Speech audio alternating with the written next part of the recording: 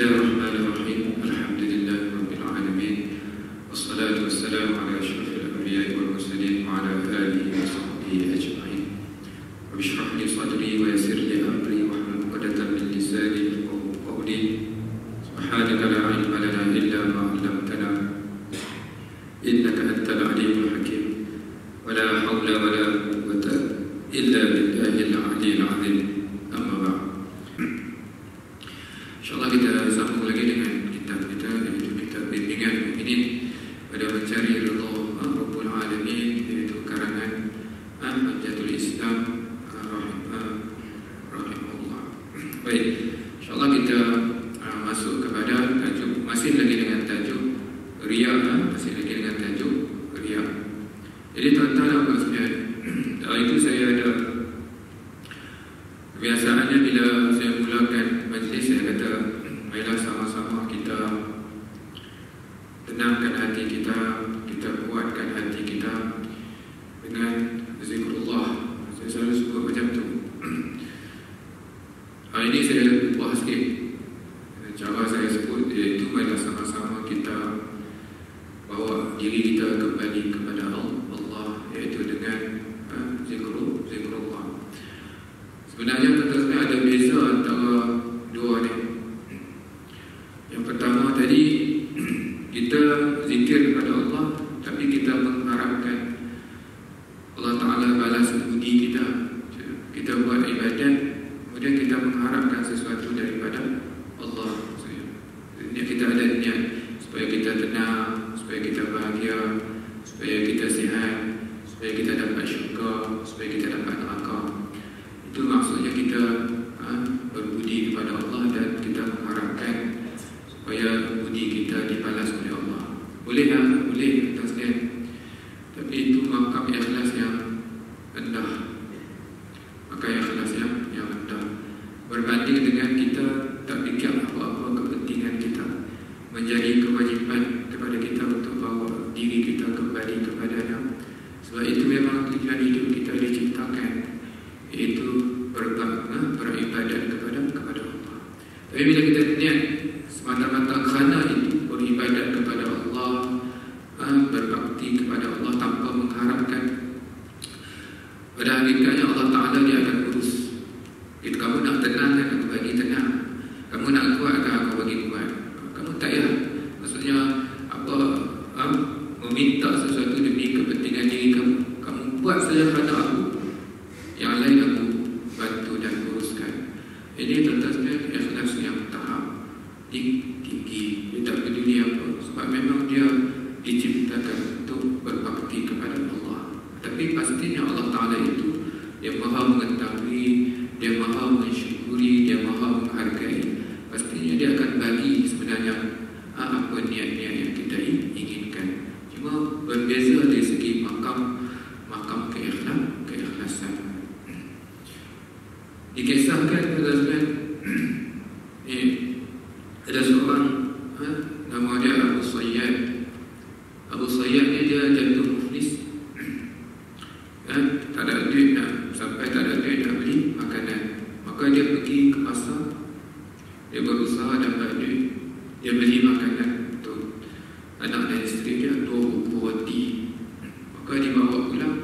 Di pertengahan jalan dia terserempak dengan seorang ibu dan yang seorang anak perempuan yang menangis. Dia tanya, kenapa ibu? Kami dah lama tak makan, anak saya ni lagi menangis minta makanan. Maka akhirnya Abu Sayyad ni niat dia nak balik ke rumah. 2 buku roti itu akhirnya diberi kepada wanita dan anak ni. Anak ni tersenyum, seronok, mungkin banyak hari dah tak makan. Jadi Abu Sayyad ni dia tak boleh nak balik. Maka dia pergi semula ke pasar, berusaha cari duit lagi untuk dia beli makanan untuk ahli keluarga dia.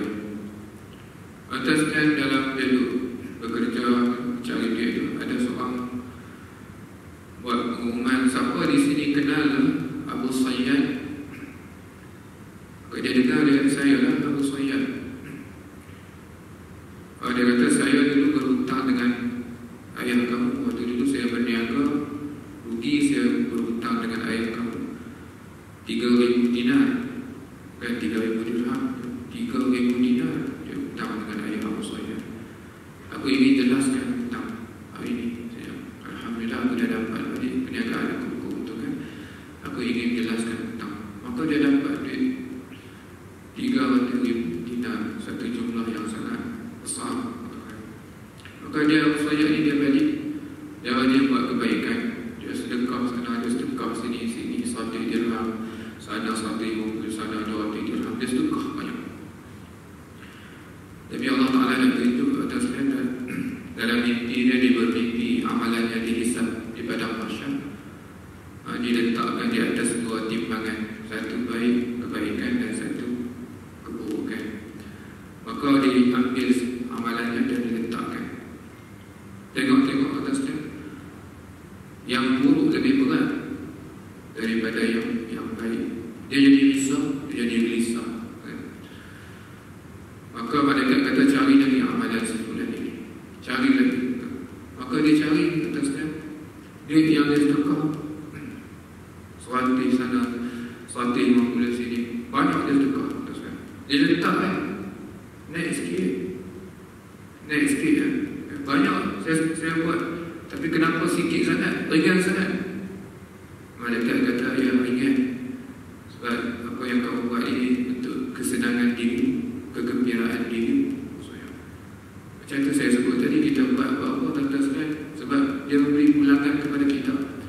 Memang Tuhan terima masuk dalam kebaikan, tapi ringan, sangat ringan. Jadi dia jadi risau, macam mana ni? Masih lagi yang buruk itu lebih berat daripada yang baik. Maka malaikat kata cari lagi amalan dia.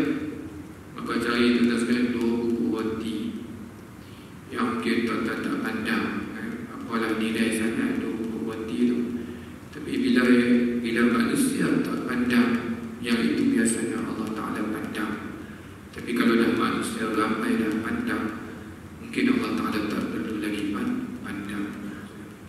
Maka diletakkan 2 buku roti, pahala 2 buku roti tadi berat, seimbang antara kebaikan dan keburukan. Baik seimbang. Mana lagi? Cari lagi amalan dia. Malaikat cari lagi atasnya. Dia letakkan senyuman pada wajah si anak tadi atasnya. Dia turun atasnya berat. Maksudnya atasnya. Tuan-tuan apa yang dirahmati Allah sekalian. Itu yang kita tidak sangka kadang-kadang, yang manusia tidak pandang, yang mungkin kita rasa tak pandang sangat. Tapi yang itulah yang paling ikhlas yang kita lakukan berbanding dengan amalan-amalan hebat yang kita lakukan, tetapi bercampur aduk dengan kepentingan-kepentingan yang lain selain daripada Allah Subhanahu wa Ta'ala. Tuan-tuan yang dirahmati Allah sekalian. Baik, pada sebelum kita masuk kepada tajuk ni, saya dah sebut atas kan, ria ni macam kena scam, macam kena scam. Tengok akaun kosong. Dulu saya sebut dah, yang paling kita takut nanti kita terima buku amalan kita, terima buku amalan kita. Asal macam takkan umur kita ada yang tuan-tuan macam haji main masjid, baca solat sunnah semua dulu, majlis ilmu, qiyamul lail semua. Asal macam selamat dah kot, boleh dah kot. Kalau paling minimum syurga yang paling bawah. Terima buku akaun, tengok tak ada apa. Tak ada apa langsung. Di mana kata saya? You are being scam. Kita kena scam. Tapi siapa yang scam? Iblis. Iblis pakar scammer. Tapi tak boleh nak salahkan dia. Macam scammer kat dunia kat bank, I just provide the link, you are the one who click the link. Bank buat siasatan memang customer yang klik link yang diberikan oleh scammer. Iblis macam tu juga. Dia bagi link, dan biasanya link tu yang kita paling suka, iaitu paling popular, iaitu ria. Kau cerita, kau tunjuk kebaikan kau. Tidak mana ada orang tahu, mana ada orang nak kenal budi.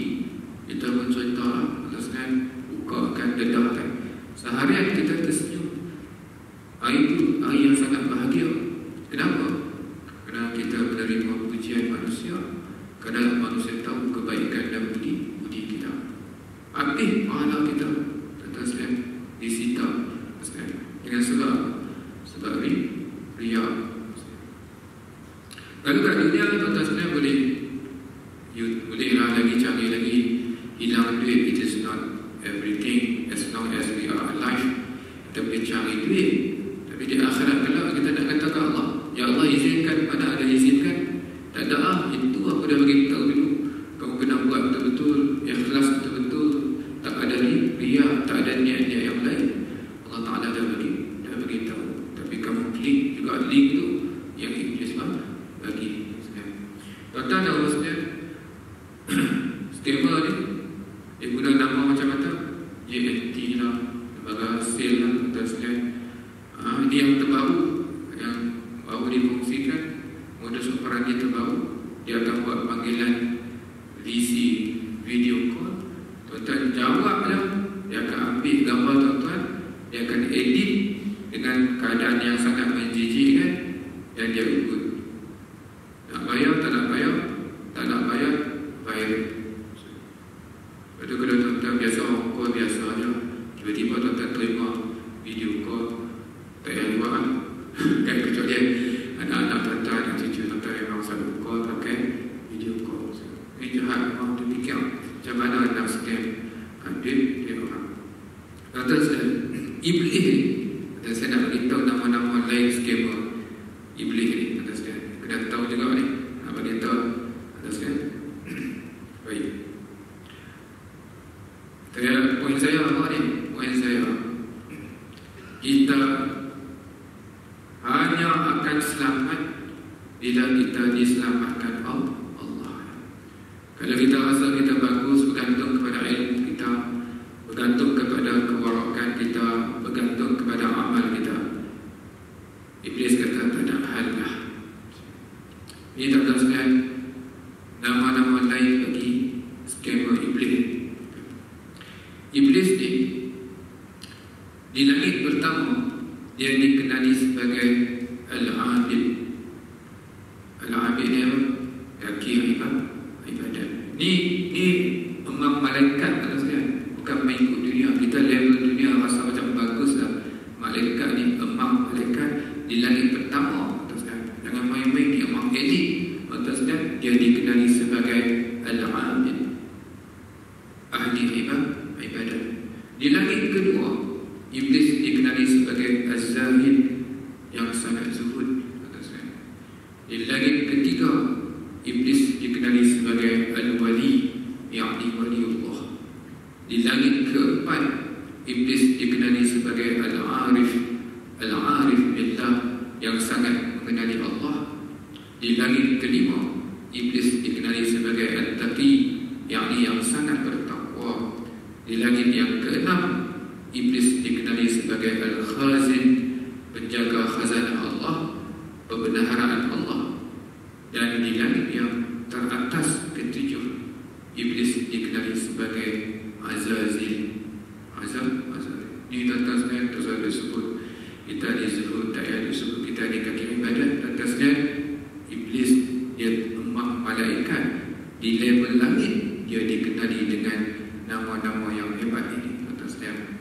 Tetapi dalam Lauhul Mahfuz, di mana tercatat nasib kita, atas dan tertulis nama dia Iblis, yakni apa makna Iblis? Yang berputus asa. Allah Ta'ala telah mengetahui takdir Iblis, maka nama dia dalam Lauhul Mahfuz tertulis Iblis. Ini yang berusaha keras sekalian untuk nak menghapuskan amal baik kita. Itu sebab itu jaga-jaga. Kalau ada keinginan dalam hati kita supaya budi dan jasa kita diketahui, kita harus berhati-hati. Takut kita telah akan klik link yang diberikan oleh Iblis, dan akhirnya amalan kita, segala account kita dipindahkan, dihapuskan dan disita. Betul dan bukan yang dirahmati Allah. menyebut tentang Lauhul Mahfuz di mana tercatat dan takdir tersebut. Ada satu kisah yang berlaku pada zaman Bani Israel. Seorang ahli ibadat, ini memang ibadat, beribadat, sehingga dikisahkan ibadatnya ini menimbulkan takjub kepada Jibril. Maka Jibril menghadap Allah Subhanahu Wa Taala, ya Allah, hamba-Mu si fulan itu dahsyat ibadat dia, hebatnya ibadat dia. Allah Taala kata, Jibril, kau pergi tengok nasib dia dalam Lauhul Mahfuz. Jibril naik, buka, lihat takdir dia tertulis ahli nar, ahli neraka. Terkejut Jibril, bagaimana seorang yang suka beribadat ini, kehebatan dia dalam beribadat, tetapi tertulis nasib dia dalam Lauhul Mahfuz, ahli neraka. Maka Jibril datang kepada Allah, ya Allah, pelik ya Allah, macam mana hamba-Mu yang rajin beribadat itu, tetapi takdirnya tertulis ahli neraka.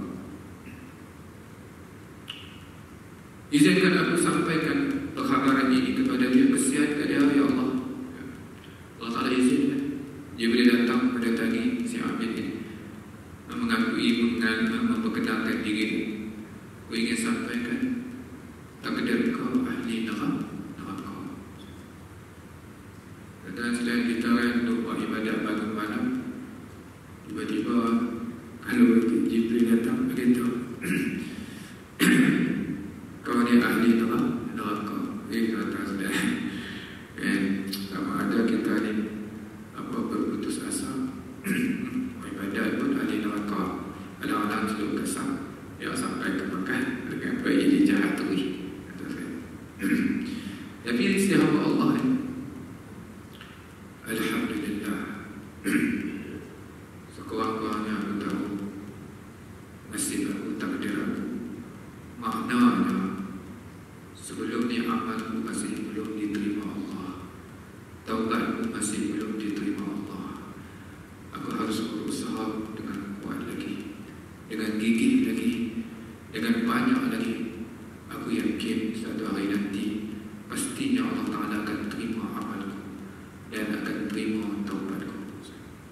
Terkejut Jibril, itu pula yang dijawabnya. Maka Jibril datang kepada Allah, ya Allah, begitu pula jawaban hamba. Allah Ta'ala kata, Jibril, kau tengok sekali lagi dalam Lauhul Mahfuz takdir dia. Jibril naik, buka atasnya, takdir dia berubah daripada ahli neraka berubah menjadi ahli syurga. Tuan-tuan dan puan yang dirahmati Allah sekalian, lessons maksudnya, iaitu tuan-tuan sekalian, pasal takdir ni itu bukan urusan kita.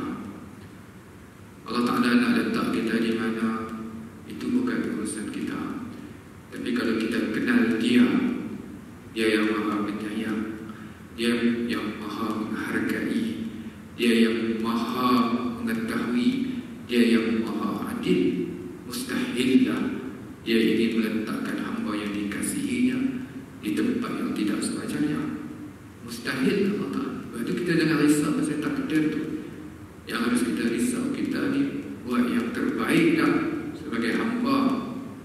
Jadi sebagai hamba, buat saja yang Tuhan suruh, tinggalkan yang Tuhan larang. Itu kewajipan kita. Tuan-tuan dan puan yang dirahmati Allah, Allah sekalian, pasal takdir Allah Ta'ala boleh ubah. Dia ubah apa sesiapa yang dikehendaki yang berlaku sekalian. Itu sedikit pasal kisah-kisah yang mungkin boleh memberi inspirasi ataupun motivasi kepada kehidupan kita baik. Terusnya kita masuk kepada tujuan, kenapa tujuan seseorang itu riak. Ini bertepatan pula dengan keadaan sekarang. Ada 3 tingkatan. Pertama, untuk mencapai sesuatu dengan jalan melakukan maksiat, seperti orang yang mengamalkan ibadahnya secara riak, dia melahirkan takwa dan wara', sedangkan tujuannya agar disebut sebagai seorang yang amanah, sehingga dia diberi pangkat dan darjat atau diserahi kuasa untuk membahagi-bahagikan zakat supaya dia boleh mengelabui sebahagian daripada harta itu, atau diserahkan amanah orang kepadanya lalu dia menggelapinya. Kita sebut tentang riak ni tempat parlimen bubar ni kata saya. Tu dia baru kadang tak pernah tengok pun, baru muncul kata saya. Tapi tak apalah, kita perlu sekian hati orang. Saya dah beritahu atas yang memudaratkan kita adalah hati kita, dosa dan aib kita. Itu yang kita kena jaga atasnya. Tapi nak beritahu, maksudnya ramai yang akan berbuat sesuatu tapi bukan niat kerana Allah, tapi kerana tujuan-tujuan yang lain. Jadi tuan-tuan ini martabat yang paling tinggi. Tuan-tuan, dia buat kebaikan supaya orang nampak bagus, supaya orang nampak dia itu bersifat amanah, boleh dipercayai. Dan bila dia dapat position, tuan-tuan, dia akan contohnya zakat dan sebagainya, maka dia gunakan untuk kepentingan dirinya. Ini tuan-tuan, Imam Ghazali sebut ni 800 tahun yang lalu, dan sekarang pun masih berlaku. Ada orang yang menggunakan kepentingan ini, kedudukan ini untuk kepentingan diri dia. Ini sesuatu yang sangat tidak boleh diterima. Sebab apa? Sebab dia menggunakan agama untuk tujuan-tujuan maksiat. Dia riak dengan tujuan-tujuan maksiat, pecah amanah, khianat amanah. Ini martabat yang paling tinggi dalam riak. Dulu kita sebut makam riak boleh menjatuhkan akidah. Jika yang kita buat itu, riak itu, maksudnya sampai kita berlakon-lakon sahaja agama kita, Islam kita ini hanya sekadar lakonan saja. Dan bila menyentuh tentang tujuan yang paling tinggi, iaitu yang menggunakan agama, menjual agama, memperdagangkan agama dengan niat untuk mendapat sesuatu yang tidak diredai Allah. Ini kita kena jaga-jaga. Na'udzubillah, moga kita dipelihara Allah, dan juga anak cucu kita juga moga dipelihara Allah. Mereka ini dibenci oleh Allah kerana telah menjadikan ketaatan kepada Allah sebagai tangga untuk menyampaikannya kepada perbuatan maksiat. Samalah halnya dengan orang yang melakukan maksiat secara terus-menerus, lalu menunjukkan dirinya beramal soleh dengan tujuan menolak tumpahan orang terhadapnya. Ini tuan-tuan yang dirahmati Allah sekalian. Ini kadang-kadang macam tu, dia buat bukan kerana Allah, tetapi kerana tujuan-tujuan lain, untuk dia lari daripada celaan manusia. Kadang-kadang orang kita yang kaya-kaya, duit banyak, dia pencet, dia dah fikir nak pergi belah haji umrah, dia fikir nak belah Europe, kita nak pergi jalan nak pergi tu belah sana lama sikit lah, nak belah Europe sana, nak ke Amerika, Paris dan sebagainya. Terus kan bini dia kata, abang pergi lah haji tu, orang-orangnya daftar lah umrah tu, pergi lah dulu, nanti orang kata apa, orang kata tu pergi pun nunggu ni tadi. Betul juga cakap, dia mendaftar lah haji dan umrah atas niatnya bukan kepada Allah, tapi dia takut orang celah, tak dapat apa, malah berdosa dan tidak terangkat rukun yang kelima itu, sebab niatnya bukan kerana Allah, tetapi untuk lari daripada celaan manusia semata-mata. Itu tanda umpan yang dirahmati Allah sekalian. Ini yang harus kita takut, maksudnya. Kalau orang tu buat, tuan-tuan sekalian, kalau dia tak buat, tuan-tuan sekalian mungkin memang benda itu kewajipan, memang berdosa, tapi ini dia riak. Riak itu apa? Menduakan Allah. Maksudnya apa makna menduakan Allah? Ar-riya'u asy-syirik. Riya itu adalah syirik. Syirik itu menduakan Allah. Apa makna menduakan Allah? Curang dengan Allah. Kita buat berdiri di hadapan Allah, kita memberi kerana Allah, kita melakukan ibadat kerana Allah, tetapi dalam hati kita ada niat-niat yang lain. Ibarat kita bersama isteri kita, tetapi dalam kepala dan fikiran kita ada perempuan lain di dalamnya. Isteri kita tak tahu, tapi tuan-tuan sekalian, pastinya Allah Ta'ala tahu apa yang sebenarnya sebenarnya tersirat dalam hati kita. Kita curang dengan Allah, kita salat, kita curang dengan Allah, kita sedekah, kita curang dengan Allah, kita beribadat, kita curang dengan Allah. Sedangkan Dia yang memberi segala-galanya kepada kita, dan yang kita pulangkan adalah kecurangan kepadanya. Ini sesuatu yang sangat tidak sepatut dan sewajarnya. Tuan-tuan dan puan yang dirahmati Allah sekalian, itu makam ataupun tujuan yang pertama. Na'udzubillahi min zalik. Yang kedua, mencapai bahagian daripada kesukaan dunia. Dia nak atasnya dia menggunakan agama tapi untuk kepentingan dunia. Yang harus, bukan tadi yang maksiat, ni yang harus atasnya. Boleh tak? Boleh, tapi masalahnya dia menggunakan agama yang sepatutnya niatnya semata-mata kerana Allah, bukan untuk kepentingan dunia. Mencapai bahagian daripada kesukaan dunia seperti kekayaan atau supaya dapat bernikah dengan perempuan cantik ataupun bangsawan, lalu dipamerkan sebagai orang yang banyak ilmu atau banyak ibadatnya supaya sampai kepada hajatnya. Ini juga riya yang terlarang, walaupun lebih ringan daripada yang pertama, kerana memperdagangkan ketaatan kepada Allah dengan kesenangan dalam kehidupan dunia. Tak boleh juga menggunakan jalan agama untuk mendapat kepentingan di diri kita. Tapi tuan-tuan, kalau kita buat betul-betul niat kepada Allah, ikhlas kepada Allah, kalau Allah Ta'ala nak takdirkan, dia bukan kita dapat, bukan kerana usaha dan ikhtiar kita, memang tertulis dalam Lauhul Mahfuz.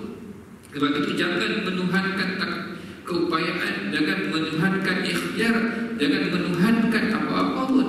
Yang harus kita tuhankan adalah Allah. Sebab yang kita dapat itu bukan kerana ikhtiar kita, tetapi kerana telah tertulis di sana takdir kita.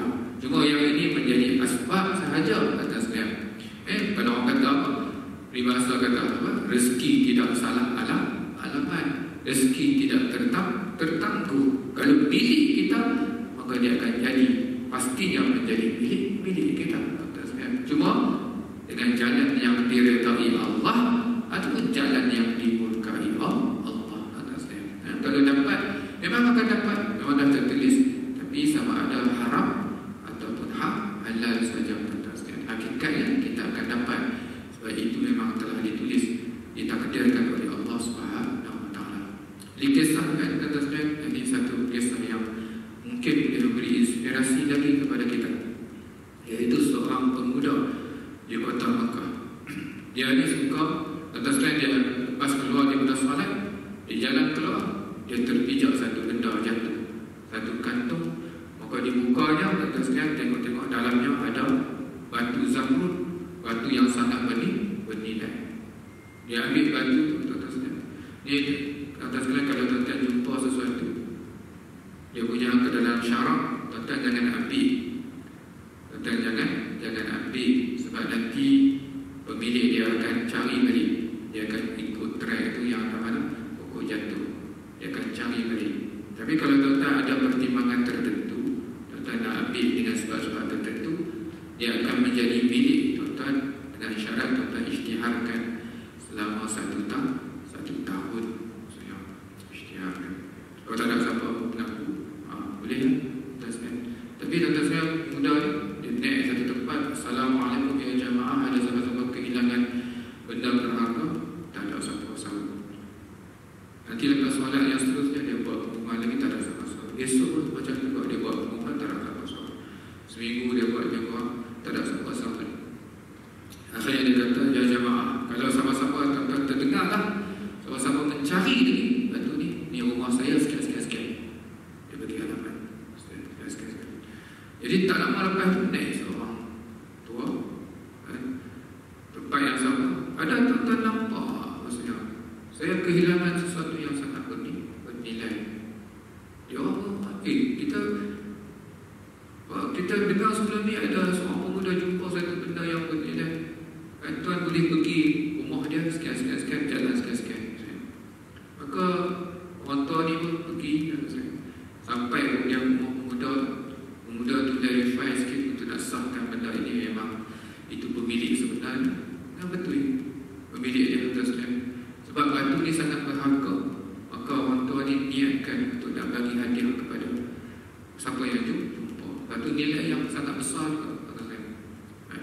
ambil dah.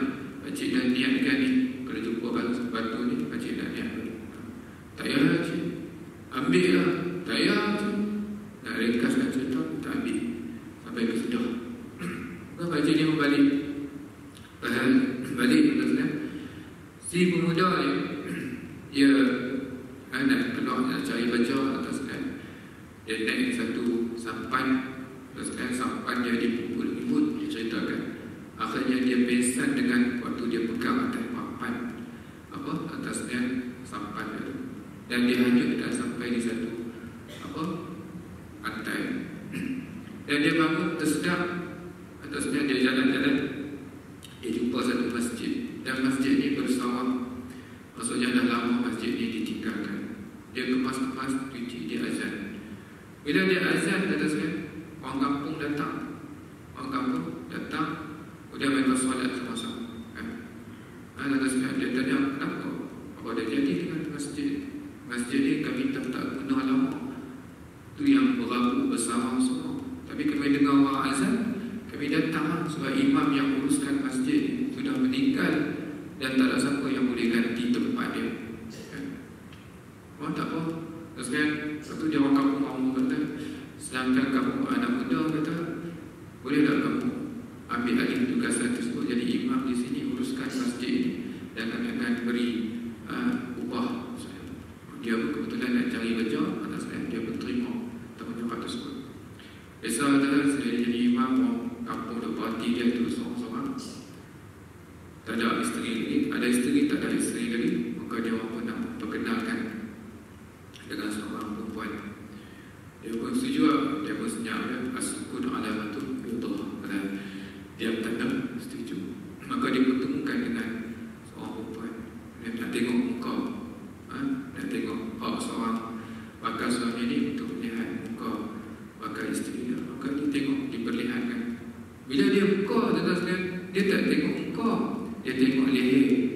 Perempuan tu ada batu yang dia kenal, batu yang dia jumpa ya. Dia tengok. Orang kampung kata, kamu, wahai anak muda, kamu berlaku zalim kepada perempuan ini.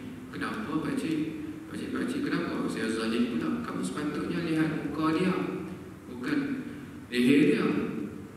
Tak, dia kata saya kenal batu ni, saya pernah pegang batu ni. Maksudnya, adakah ini perempuan ini anak seorang tua? Maksudnya, sekian. Ya, memang perempuan ini anak seorang tua dan dia adalah imam di sini. Masjid itu dulu dia urus. Kami pelik. Suatu dia balik daripada Mekah itu, lepas solat dia sering kami dengar dia mendoakan supaya anaknya dimenantukan dengan apa? Dikahwinkan dengan seorang pemuda di Mekah. Lepas kali solat kami dengar dia berdoa supaya anaknya dinikahkan dengan seorang pemuda di Mekah. Pemuda itu dia yang dimaksudkan adalah diri dia. Maka akhirnya dikahwinkan dengan perempuan itu. Tak lama pun lepas tu perempuan isteri ini meninggal tu dunia. Dan akhirnya batu zamrud itu menjadi miliknya. Nak bagi tahu kalau itu rezeki kita, milik kita, dia tak akan salah alam. Dia akan sampai kepada kita.